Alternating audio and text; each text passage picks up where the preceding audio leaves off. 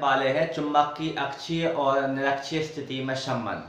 तो सबसे पहले यहाँ पे देखें, यदि आपका ये जो चुंबक दिया गया है, चुंबक को हम ऐसे लिख रहे थे SN, दो हमारे ध्रुव थे, ये चुंबकीय अक्ष था, दोनों ध्रुवों के बीच की दूरी क्या थी हमारी 2L थी। ये मध्य में एक बिंदु क्या ले लिया जाता है, यहाँ पर O लिया जाता है। O से S तक की दूरी L रहती है और O से N तक की दूरी भी क्या रहती है, L रहती है। कुछ इस प्रकार हमने चुंबक के बारे में पढ़ा था। अब आज हम देख रहे हैं यदि चुंबक कैसा हो, हमारा छोटा हो। यदि चुंबक छोटा हो तो उसके मध्य बिंदु O से सीधे चलेंगे आप, इस मध्य बिंदु O से स्मॉल d दूरी पर एक बिंदु P ये होता है। ये हमने देखा था अक्षीय स्थिति में। तो यहाँ पे हम सीधा अक्षीय स्थिति की तीव्रता का सूत्र लिखेंगे। यदि चुंबक हमारा छोटा हो तो चुंबक के मध्य बिंदु O से स्मॉल d दूरी से बिंदु P पर, यहाँ पे आप देखेंगे अक्षीय स्थिति की तीव्रता का सूत्र जो आपने निकाला था। तो यहाँ पर अक्षीय स्थिति की तीव्रता का सूत्र हमारा था B बराबर μ0 बटे 4 पाई इंटू 2m बटे dq।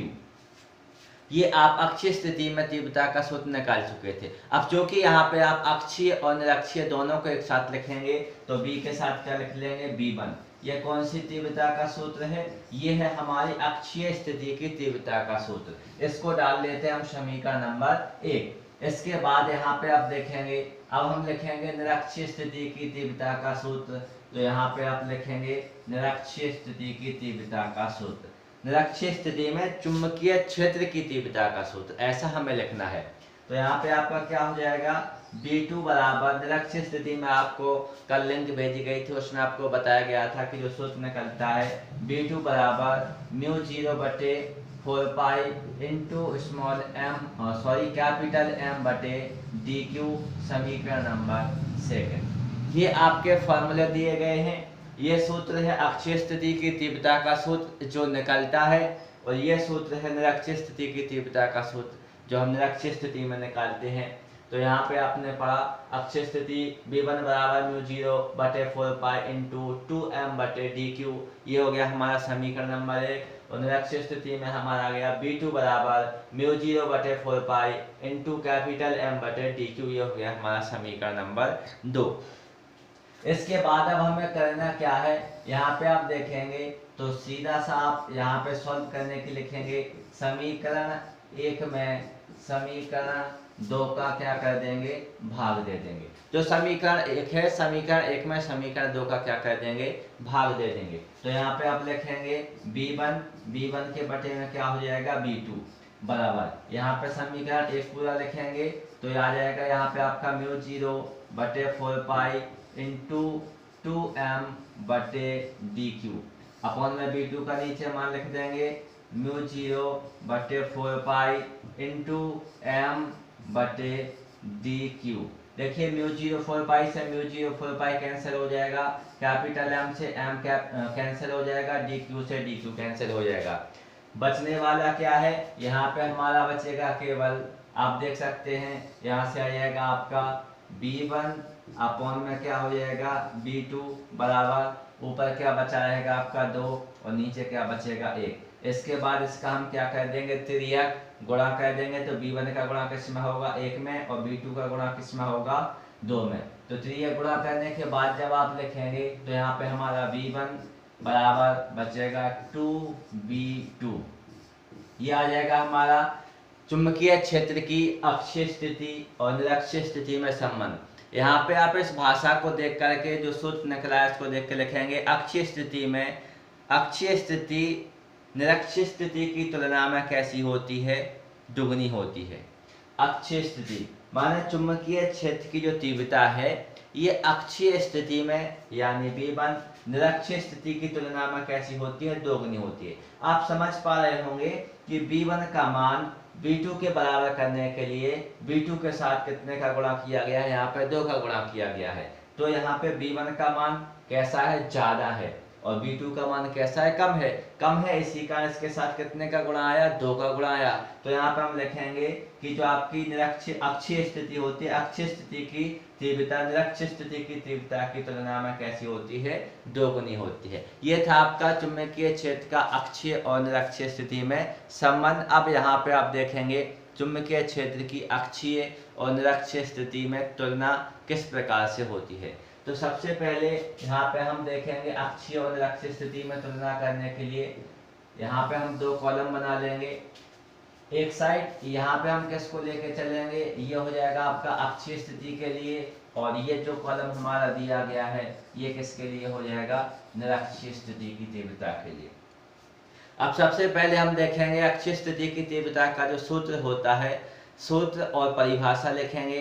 तो यहाँ पे सबसे पहले आपकी अक्षीय स्थिति की परिभाषा हो जाएगी, वह बिंदु जिस पर हमें चुंबकीय क्षेत्र की तीव्रता ज्ञात करनी हो चुंबक के बढ़ाए गए अक्ष पर स्थित होता है।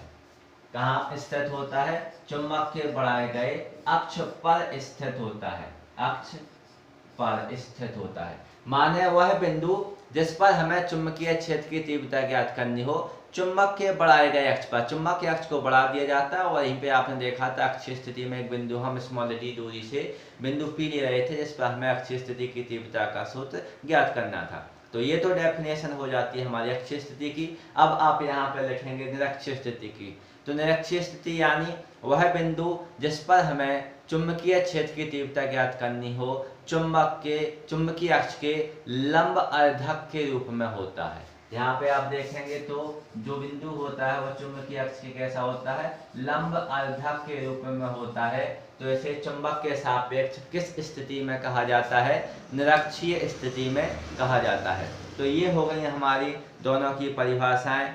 इस स्थिति में चुंबकीय क्षेत्र की तीव्रता निरक्षीय स्थिति की तुलना में यहाँ पे यदि हम जो अभी फॉर्मूला निकाल चुके हैं V1 बराबर 2V2, ये फॉर्मूला निकला है। इस फॉर्मूले से भी हमारा एक बिंदु बनता है। यहाँ पे आप लिखेंगे V1 हम किसको मानेंगे, अक्षीय स्थिति को, और V2 क्या हो जाएगा आपका निरक्षीय स्थिति हो जाएगा। तो यहाँ पे आप फॉर्मूले की सहायता से लिखेंगे कि अक्षीय स्थिति की तीव्रता निरक्षीय स्थिति की तुलना में कैसी होती है, दोगुनी होती है। अक्षीय स्थिति की तीव्रता निरक्षीय स्थिति की तुलना में कैसी होती है, दोगुनी होती है। और यहीं पर हमारा यहाँ पे बिंदु बनता है 2 का, आप यहाँ पे क्या कर देंगे पक्षांतर, तो ये जो इनटू में है यहाँ पे पहुंच जाएगा बटे में, तो हो जाएगा V1 बटे 2 बराबर क्या हो जाएगा, V2 हो जाएगा। माने अब यहाँ पे आप निरक्षीय स्थिति में बताएंगे कि जो निरक्षीय स्थिति होती है, निरक्षीय स्थिति में चुंबकीय क्षेत्र की जो तीव्रता होती है वो अक्षीय स्थिति की तुलना में कैसी होती है, आधी होती है। निरक्षीय स्थिति में चुंबकीय क्षेत्र की तीव्रता अक्षीय स्थिति की तुलना में कैसी होती है, आधी होती है। इसके बाद चलिए देखते हैं तीसरा बिंदु। तो तीसरे बिंदु में आपको यहाँ पे क्या करना है, फॉर्मूला लिखना है। अक्षीय स्थिति में तीव्रता का हम सूत्र लिखेंगे।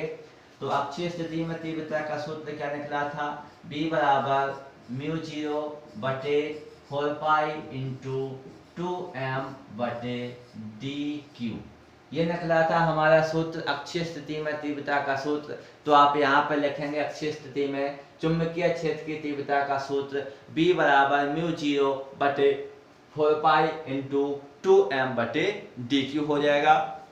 और यदि यहीं पे बात करते हैं हम निरक्षीय स्थिति की तीव्रता के सूत्र की, तो निरक्षीय स्थिति में जो फॉर्मूला निकलता है वो होता है आपका B बराबर μ0 बटे 4 पाई इंटू में यहाँ पे आपका हो जाएगा m बटे dq। ये निकला था अपना किसमें, निरक्षीय स्थिति में। अक्षीय स्थिति में 2 होता है और निरक्षीय स्थिति में 2 नहीं होता है, ये दोनों में क्या होता है, डिफरेंस होता है। इसके बाद जो हम अगला बिंदु देखने वाले हैं, तो हमने चुंबकीय क्षेत्र की तीव्रता में पढ़ा था कि जो चुंबकीय क्षेत्र की जो तीव्रता होती है यह कैसी राशि होती है, सदिश राशि होती है। तो यहाँ पे हम देखेंगे सबसे पहले दिशा, जो अपनी चुंबकीय क्षेत्र की जो अक्षीय स्थिति होती है, अक्षीय स्थिति में यदि हम देखेंगे तो जो दिशा होती है ये हमारी किस ध्रुव से होती है, S ध्रुव से लेकर के N ध्रुव की ओर होती है।